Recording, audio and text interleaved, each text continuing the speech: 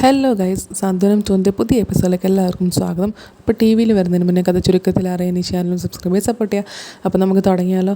അപ്പോൾ നമ്മുടെ മിത്ര ഇന്നലെ ഇനി ആർക്കും ഒരു ഭാരമാവാൻ പാടില്ല എന്ന് ഇങ്ങനെ ആലോചിച്ചുകൊണ്ട് അവിടെ ഇരിക്കുമ്പോഴാണ് നമ്മുടെ കാവ്യ, ശരണിൻ്റെ വൈഫ്, ഉറക്കം ഞെട്ടും. എന്നിട്ട് എന്താ മിത്ര, എന്താ ആലോചിക്കുന്നതെന്നൊക്കെ ഇങ്ങനെ ചോദിക്കും. ഇനിയും കുളത്തിൽ ചാടാൻ വേണ്ടിയിട്ടാണ് ആലോചിക്കുകയാണോ എന്നിങ്ങനെ ചോദിക്കും. ജീവിതം അവസാനിപ്പിക്കാൻ വേണ്ടിയിട്ടാണോ പോകുന്നത്? ഞങ്ങൾ ഇത്രയും സപ്പോർട്ട് തന്നിട്ട് നീ വീണ്ടും അങ്ങനെ ചിന്തിക്കുവാണോ ചെയ്യുന്നതെന്നൊക്കെ ഇങ്ങനെ ചോദിക്കും. അപ്പോൾ മിത്ര പറയും, പിന്നെ ഞാൻ എന്താ ചിന്തിക്കേണ്ടത്, ഞാൻ എന്താ വേണ്ടത് എന്നിങ്ങനെ മിത്ര പറയും. അപ്പോൾ നിന്നെ തോൽപ്പിച്ചവന്, നിൻ്റെ ആഭരണങ്ങളൊക്കെ മോഷ്ടിച്ച് കൊണ്ടുപോയവൻ്റെ മുന്നിൽ നീ തോറ്റു കൊടുക്കാൻ പാടില്ല. നീ നിൻ്റെ ജീവിതം ജീവിച്ച് കാണിക്കണം, അവൻ്റെ മുന്നിൽ തോറ്റിട്ടില്ലെന്ന് നീ കാണിച്ചു കൊടുക്കണം എന്നിങ്ങനെ പറയും. നിനക്ക് എൻ്റെ കാര്യം അറിയാവോ,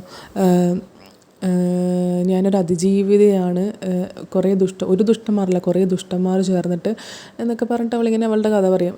നരകത്തിലായിരുന്നു, അപ്പോഴും എനിക്ക് മരിക്കണമെന്ന് തോന്നിയിട്ടില്ല. എനിക്ക് അറിയായിരുന്നു ഒരു വെളിച്ചം, ഇരുട്ടിൽ നിന്നൊരു വെളിച്ചം എന്നെ കൈപിടിച്ച് ഉയർത്താൻ വേണ്ടിയിട്ട് വരുമെന്ന് എനിക്കറിയായിരുന്നു. അങ്ങനെ വന്നതാണ് ശരണിൻ്റെ രൂപത്തിൽ എൻ്റെ ജീവിതത്തിലേക്ക് വെളിച്ചം കൊണ്ടുവന്നത് ശരണാണ്. ഇപ്പം ഞാൻ ആ നരകത്തു നിന്ന് സ്വർഗത്തിലാണ് ഇപ്പോൾ ജീവിക്കുന്നത് എന്നൊക്കെ ഇങ്ങനെ അവൾ പറയും. എന്നെ മനസ്സിലാക്കി, എൻ്റെ കാര്യങ്ങളൊക്കെ അറിഞ്ഞ് എന്നെ മനസ്സിലാക്കി കൂടെ നിൽക്കുന്നതാണ് എൻ്റെ ശരൺ എന്നൊക്കെ പറഞ്ഞിട്ട് കുറച്ച് കാര്യങ്ങൾ പറയും. എന്തായാലും ഇത്രയൊന്നും ഇല്ലല്ലോ എന്നൊക്കെ ഇങ്ങനെ പറയും. അപ്പോൾ നമ്മുടെ മിത്ര പറയും, എനിക്കൊന്നും വേണ്ട, എൻ്റെ വീട്ടുകാർ സമാധാനമായിട്ട് നിന്നാൽ മതി, അവരെ വിഷമിക്കാതിരുന്നാൽ മതി, അവരെ സങ്കടങ്ങളൊക്കെ മാറ്റി കൊടുത്താൽ മതി എന്നിങ്ങനെ പറയും. അപ്പോൾ കാവ്യ പറയും, അതൊക്കെ മാറും, നീ അതൊക്കെ മാറ്റി കൊടുക്കുന്ന ആളുടെ അടുത്തേക്കാണ് നീ വന്നിട്ടുള്ളത്, നീ ഇപ്പോൾ ഉള്ളത് അവിടെയാണ്, ഗുരുവായൂരപ്പൻ്റെ മുന്നിലാണുള്ളത്, അതൊക്കെ ഗുരുവായൂരപ്പൻ മാറ്റി കൊടുത്തോളും, നീ പേടിക്കേണ്ട, വിഷമിക്കേണ്ട, നീ ഇപ്പോൾ കിടന്നുറങ്ങാൻ നോക്കുമെന്ന് പറഞ്ഞിട്ട് അവളെ സമാധാനിപ്പിച്ചിട്ട് കിടന്നുറങ്ങാൻ പറയും.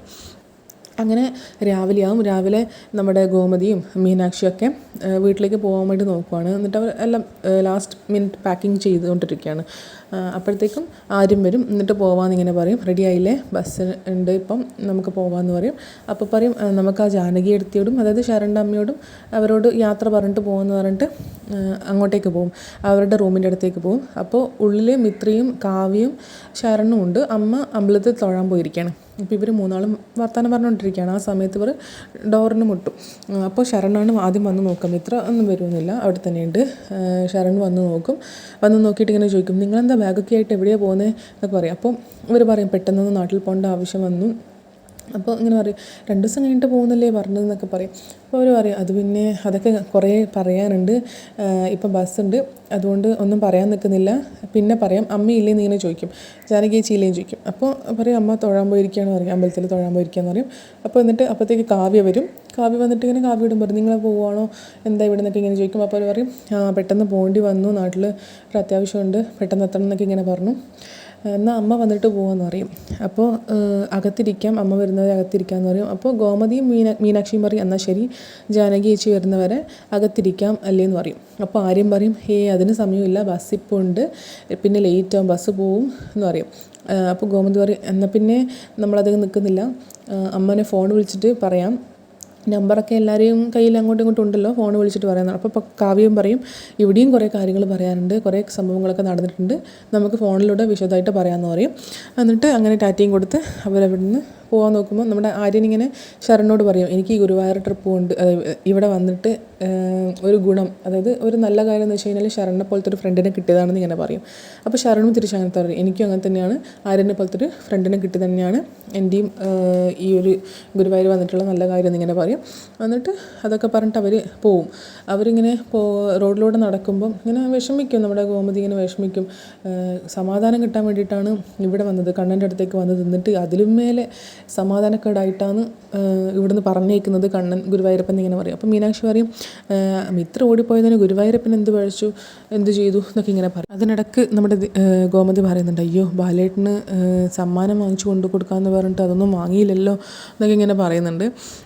അതൊക്കെ പറഞ്ഞുകൊണ്ടിരിക്കുമ്പോഴാണ് നമ്മുടെ ജാനകി എത്തി, അതായത് ശരണിൻ്റെ അമ്മ അവിടെ വന്ന് നിൽക്കുന്നത്.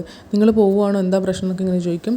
അപ്പോൾ ഗോമതി പറയും, പോവുകയാണ്. അപ്പോൾ മീനാക്ഷി പറയും, നമ്മുടെ വീടിൻ്റെ അടുത്ത്, അതായത് അമ്മയുടെ ഏട്ടൻ്റെ സഹോദരൻ്റെ മകളുടെ കല്യാണം ഉണ്ടെന്ന് പറഞ്ഞില്ല, അത് മുടങ്ങിപ്പോയി, അപ്പോൾ നമുക്ക് പെട്ടെന്ന് പോകേണ്ടി വന്നു എന്നൊക്കെ ഇങ്ങനെ പറഞ്ഞിട്ട് പറയും.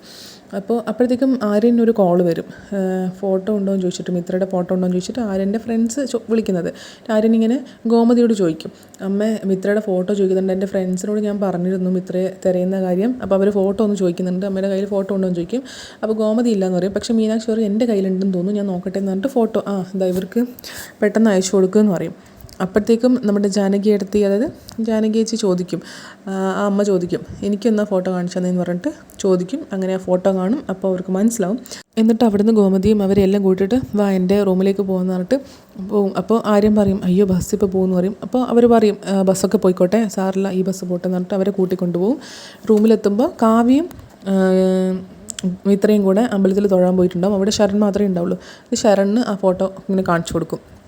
ഗോമതിയുടെ സഹോദരൻ്റെ മകളുടെ കല്യാണം മുടങ്ങിപ്പോയി, അവർ ഓടിപ്പോയെന്ന് ഞാൻ പറഞ്ഞില്ലേ, അതാ ഈ കുട്ടിയാണ് അതെന്ന് പറയും. അപ്പോൾ ശരണും ആദ്യം ഒന്ന് ഈ കുട്ടിയാണോ നിങ്ങളുടെ സഹോദരൻ്റെ മകൾ, ഈ കുട്ടിയാണോ ഓടിപ്പോയത്, ഈ കുട്ടിയാണ് നിങ്ങൾ അന്വേഷിക്കുന്നത് എന്നൊക്കെ ചോദിക്കും.